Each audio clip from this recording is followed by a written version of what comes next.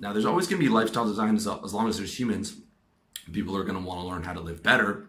But as far as where's that going to go, I'm not sure. The next move that I see is VR technology. I'm going to see people watching YouTube on their televisions as YouTube moves towards trying to replace, TV channels, which they're already doing. I'm seeing up from 3% to 10% of people are watching this on YouTube TV.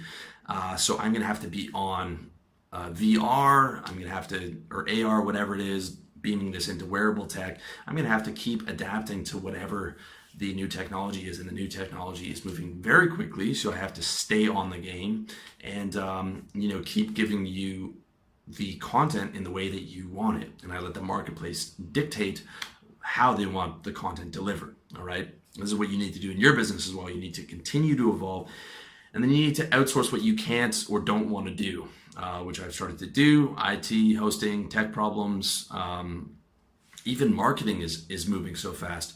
Facebook ads got insanely good, which I've been learning, but that changes every month. Okay, at some point I'm gonna have to have someone to do all this stuff for me because it's moving so quickly, and there is so much money to be made if you're an expert on those things. All right, so that's very important. And the way that I define staying on your game is knowing your market plus sales plus business acumen. And business acumen is like your business IQ, right? The more you start businesses and work on your business, the higher your business acumen gets, and that's very important. And so when you stay on your game, you keep getting paid even after your skills are irrelevant. All right, so let me give you an example. Programming is one of the most in-demand skills right now, and a lot of young guys ask me what service business they should do.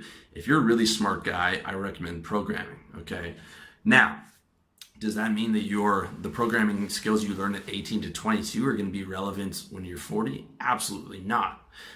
Does that mean that a lot of programming won't be automated? No, but for the next decade, if you stay on top of your skills, from 22 to 32, you can be relevant, you can be on the edge and a leader in your field. And in that time, while you're building your business, you learn how to sell, you learn how to get clients, you learn how to keep clients, you learn how to build a nice website so your business looks nice, you learn Facebook ads and Google ads, and you learn how to market. Then as your skills start becoming irrelevant and the younger guys are smarter and hungrier, and you're hitting 32 and the rock star developers are 22, 23 because they're fresh and young and all that stuff, well, you have a thriving business and you can outsource your tasks to those guys as your skills become less relevant and you become less relevant, and your acumen and you've stayed on your game and you've learned how to sell, and all those things have gone up. So now you get to not only stay in business, but to increase your business as you outsource and reinvest those profits into other contractors to do work for you, right? As opposed to if you had just chosen a programming job and you start to become 32 and your skills start to become less relevant, unless you move up to middle management, which is, not that fun anyways, you're going to be looking for a new job because you're going to be out the door because you're irrelevant, right? As opposed to when you're an owner, it doesn't matter if your skills become irrelevant because you have the skill of business ownership. You have the acumen and you've stayed on your game and you follow the trends and you've outsourced the things that need to be done. All right. So staying on your game is very important. Keeping up with your markets, keeping up with all the new things that are coming through the pipe because everything's changing so quickly in this day and age, and you really got to be on top of that. Number 4, get to the 1%. Okay. If you remember back in the, a couple of years ago, this Occupy the Wall Street protesting the 1%. This is pointless because this is nature. Nature is unequal. This is just how nature works. People at the top get the best of everything, and it's not fair and it's not just, but it's how it is, and you can't change the world. So the smart thing to do is to try and get yourself to that top 1%. All right, and the world is becoming and will become increasingly more polarized in the future, which means that there's the gap between rich people and poor people is getting greater, and life at the bottom is shit. as it always is. So you've got an increasing gap between the rich and the poor. You've also got an increasing gap between the smart and the dumb people, which is just my opinion.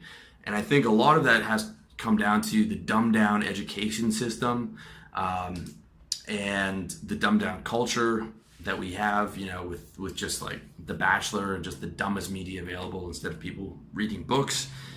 And on the other hand, we have the internet, which is the greatest equalizer and the greatest knowledge builder in the world if you take advantage of it. So you've got a lot of dumb people, or people getting dumbed down by the school system and going online to watch just dumb videos, and they've got these tiny attention spans. But then you have a bunch of guys who are going online and reading everything available: history, psychology, sales, marketing. There's so much available to you. And the stuff that I've been reading 2, 3, 4 hours a day for the last decade, and my intelligence, both the breadth and depth of my knowledge, has gone up. And I've seen this also with a lot of sites that I read. Very intelligent guys in the comments section over the last 5 years. So many more really intelligent bloggers, of every discipline are coming up. And so on the flip side, you're also getting these really smart guys, okay, who are competing with you in the top 1%, which is where you want to be. So that gap, that polarized world is increasing very much. And you want to make sure very much that you are on the side of the smart guys and that you are moving towards that 1%. And this is especially important because the differential between the rich and the poor is only going to get bigger in terms of the quality of life. And I'm talking about stuff like healthcare, the transhumanist technology, nanotechnology to repair yourself, bionic arms, whatever it is. Like, when you have money, the difference between you and just the person without money is going to be so vast, right? As we start to merge with machines and have all these other things available to you, you're really going to want to be on the side of the guy who can afford to buy, that kind of healthcare and that kind of systems upgrades. So that's very important. Okay, stuff like baldness is going to be gone. Anti-aging, injury are going to be able to be healed. You're going to have robot assistance most likely, but that's going to be for the top 1% of people, right? And that's where you want to be. However, that might sound intimidating, okay, but keep in mind, top 1% is like, for the world, is something like 50 grand a year, right? If not less. In Thailand is less. A doctor here makes something like 40 grand a year, okay? So if you have an online business making 4 grand a month, you can hop on a plane to Thailand and be in the top 1% today. Right now, if you wanted to, or Colombia, or any of these other things. And again, guys, I'm not trying to push the digital nomad lifestyle down your throat. I don't like the idea of the digital nomad. I just think it's smart to think of yourself in terms of just an entrepreneur, okay? And where's the best place for you, and how is the best way for you to get into the top 1%, all right? And you can do it in the US. You can go to a small town in Arizona, cut your expenses down very low, and help you save and get your business going and get into that top 1%. Okay, just remember that you are a citizen of the world. Okay, it is now a world. It's a small world at this point. You are a citizen of the world. You can go anywhere, and forget about changing the world. Okay, forget about changing the world. You can't. The smart thing to do as a player in the game of life, instead of changing the world, get to the top 1%. That's what you want to do, okay? Number 5, hope for the best. So much cool tech and life-changing and happiness increasing technologies coming through the pipes in the next 30 years, barring some black swan dystopian comets hitting the earth or something along those lines. The increase in lifespan by the time we get to our 70s and 80s is, assuming trends continue, is going to be quite big. Increase in our health. We're not going to age like our parents. The increase in drugs to make you feel happier and to take away pain and stuff like that is going to go up. Virtual reality, sex robots, the video games 20, 30 years from now with the VR are going to be insane.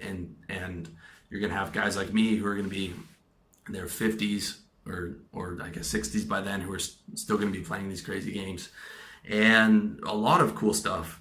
And I like the idea of thinking positive for the future. I like the idea of envisioning a positive scenario for the future, like looking at the positive, like I always do. Because since you can't predict it, well, you might as well look at what the positive things are going to be in the future and try and determine it that way.